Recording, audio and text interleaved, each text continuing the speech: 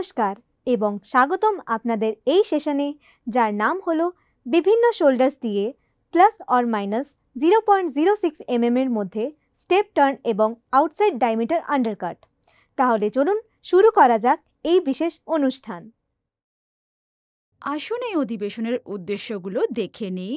বিভিন্ন shoulder turning operation সঞ্চালন করতে, একটি বর্গাকার শোল্ডারের বর্গক্ষেত্র পরীক্ষা করতে, বেভার শোল্ডারের চেম্ফার পরীক্ষা করতে, গেজ দিয়ে একটি ফিলেটেড শোল্ডারের ব্যাসার্ধ পরীক্ষা করতে, আন্ডারকাট শোল্ডারের গভীরতা পরীক্ষা করতে।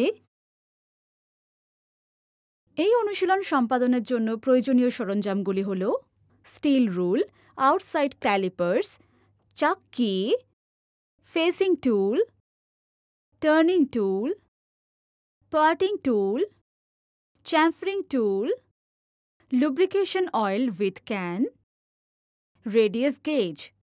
স্টেপ টার্নিং হল অন্তত দুটি ভিন্ন ব্যাসের একটি নলাকার খাতকে মেশিন করার প্রক্রিয়া।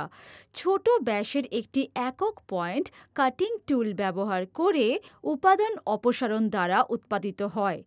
ব্যাস পরিবর্তন যেখানে একটি ধাপ পরিবর্তনের মাধ্যমে হয়ে থাকে। স্টেপ টার্নিং অপারেশন করার সময় বিভিন্ন ধরনের শোল্ডার মেশিন করা যেতে পারে। সেগুলো হল বর্গাকার শোল্ডার, বেভেলড বা কৌণিক শোল্ডার, ফিলেটেড শোল্ডার, আন্ডারকাট শোল্ডার। এখন বিভিন্ন শোল্ডারে টার্নিং নেওয়ার ক্রমটি শিখে নিই। আউটসাইড ক্যালিপার্স এবং স্টিল রুল ব্যবহার করে নমুনার মাত্রা পরীক্ষা করুন। একটি 4 জ চাকের মধ্যে কাজের অংশটি রাখা। ওয়ার্কপিসের এক প্রান্তে মুখোমুখি অপারেশন সম্পাদন করুন।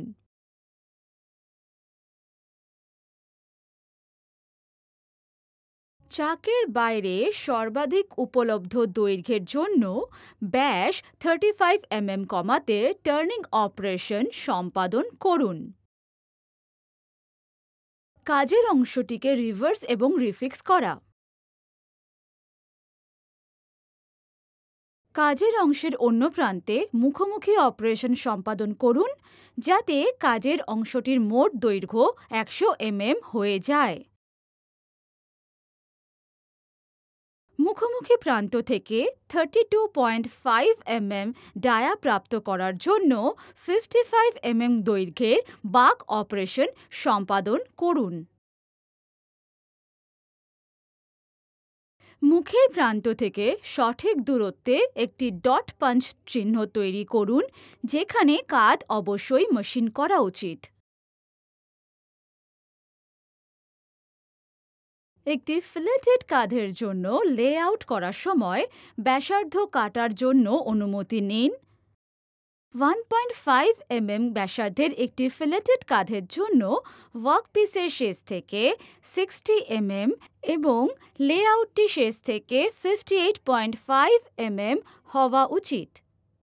একটি 1.5 mm আর ব্যাসার্ধ টুল ব্যবহার করে 0.5 mm ডায়া সরান এবং একটি ফিলেটেড কাট পেতে স্কেচ অনুযায়ী 60 mm দৈর্ঘ্য পর্যন্ত ঘোরান।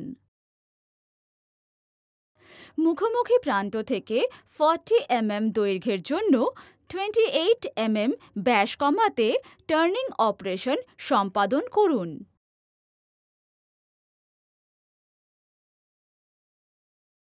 স্কেচ অনুযায়ী 45 ডিগ্রি দ্বারা 2 mm একটি বেভেলড কাঁধ প্রাপ্ত করার জন্য চ্যাম্ফারিং অপারেশন সঞ্চালন করুন। প্রয়োজনীয় দৈর্ঘ্য চিহ্নিত করার জন্য কাজের অংশের পরিধির চারপাশে একটি ধারালো টুলের বিট দিয়ে একটি হালকা খাঁজ কাটুন। মুখের প্রান্ত থেকে 15 mm দৈর্ঘ্যের জন্য ব্যাস 26 mm কমাতে বাঁক অপারেশন সম্পাদন করুন। সাইড নাইফ টুল ব্যবহার করে স্কেচ অনুযায়ী একটি বর্গাকার কাঁধ প্রাপ্ত করুন। আসুন এখন আন্ডারকাট বাঁকের ক্রমটি শিখে নিই। কেন্দ্রের উচ্চতা ঠিক করতে টুল পোস্টে আন্ডারকাটিং টুল সেট করুন। মুখের প্রান্ত থেকে 70 এবং 75 mm এর একটি ডট পাঞ্চ চিহ্ন তৈরি করুন, যেখানে কাঁধ অবশ্যই মেশিন করা উচিত। আন্ডারকাট কাঁধের অবস্থানের যতটা সম্ভব কাছাকাছি ছোট ব্যাসের জন্য চাক বা লেআউট ডাই প্রয়োগ করুন। টুলের বিটটি ভেতরে আনুন যতক্ষণ না এটি সামনের চাক বা লেআউট ডাইটি সরিয়ে দেয় এবং শীর্ষ স্লাইড গ্র্যাজুয়েটেড কলারটি 0 সেট করে। কাটিং ক্রিয়াকে সহায়তা করার জন্য একটি কাটিং তরল প্রয়োগ করুন এবং একটি ভালো পৃষ্ঠের ফিনিশ তৈরি করুন। ক্রস স্লাইড হ্যান্ডেলটি কাটার বিপরীত দিকে ঘুরিয়ে কাটিং টুলটি প্রত্যাহার করুন।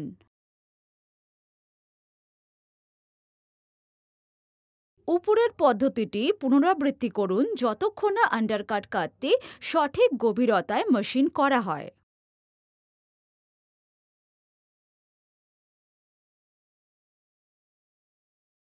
কি করণীয় আর কি না? ব্যাসের ওপর নির্ভর করে আরপিএম নির্বাচন করুন।